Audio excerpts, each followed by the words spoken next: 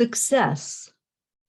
He has achieved success who has lived well, laughed often, and loved much, who has enjoyed the trust of pure women, the respect of intelligent men, and the love of little children, who has filled his niche and accomplished his task, who has left the world better than he found it, whether by improved poppy, a perfect poem, or a rescued soul, who has never lacked appreciation of earth's beauty or failed to express it, who has always looked for the best in others and given them the best he had, whose life was an inspiration, whose memory a benediction.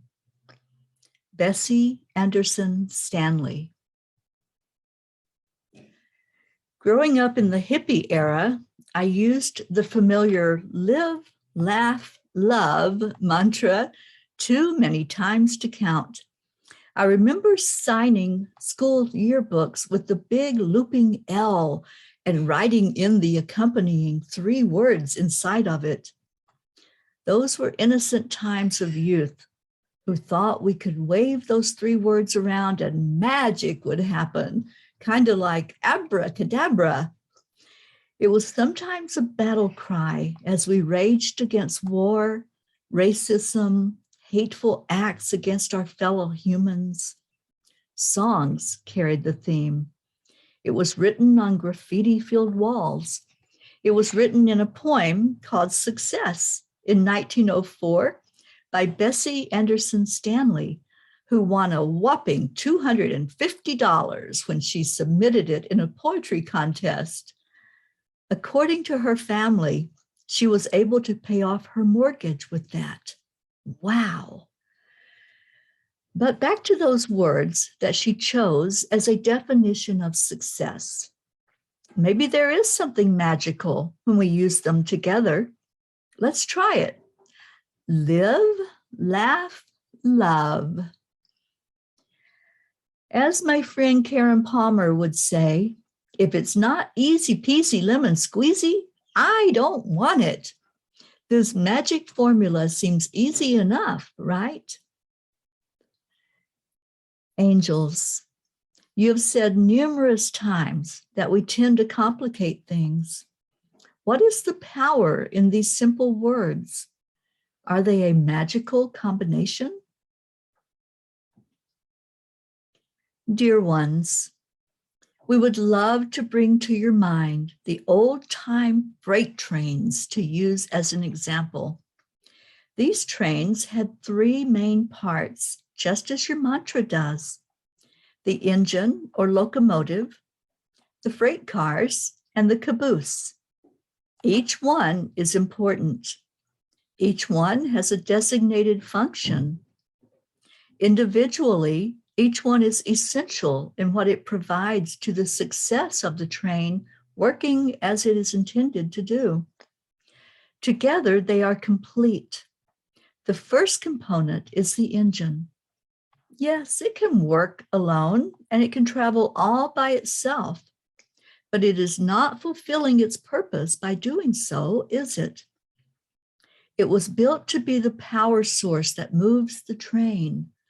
The cars in the middle also serve a purpose, or else they would not be attached to the engine. They carry the load that is being transported from point A to point B. They do not have to exert energy initially. They are tugged into motion by the engine, and then drawing on that strength, pull the attached cars coming behind them. The caboose is misunderstood by many as to its function. When Teri was a child, she grew up around trains and thought the caboose was just for that person standing on the step to wave at her. This friendly person was always on the lookout for potential problems, and the caboose housed him on the train, as well as other personnel who might need a bit of rest from their duties. You might say it was a safe, warm place among cold steel.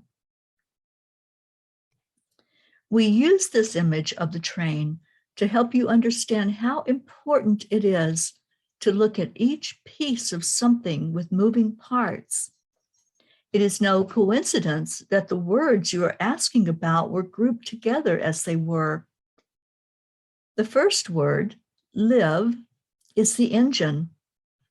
Yes, it can work alone without coordinating with anyone or anything else.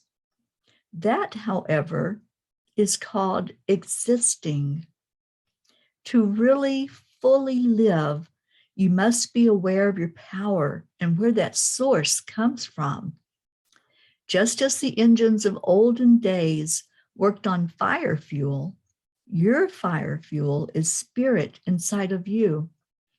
The more you stoke the fire, the more powerful you become as a motivator and a leader of others who may need to connect with you. The second part, laughter, is the cargo section of the train. The load you carry throughout your life will vary in its heaviness. Sometimes the car is only half full, other times loaded top to bottom with what is being carried. If you are merely existing and pulling that load along day after day, you cannot see the true purpose of your existence. Dear ones, you are here to enjoy the journey. It's not about the destination where the train is headed. The freight cars do not care about that. They only know that they can enjoy being as the engine pulls them along, just as you can lighten up and enjoy being as life pulls you along for the ride, throwing your hands up and laughing all the way. Or resist and possibly cause a derailment.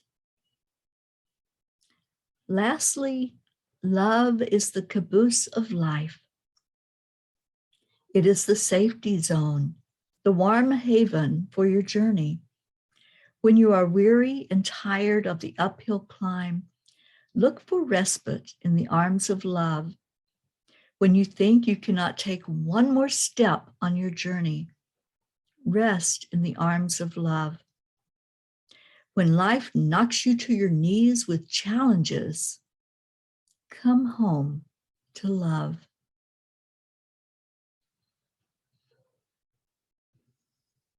I sit here early in the morning with tears flowing. As the message took shape and I began to see what was being opened up for us all, the very beauty of it was overwhelming. All my life, I have said those three words: live, laugh, love. In all my life, I have never understood their deeper meaning until now. Thank you, angels.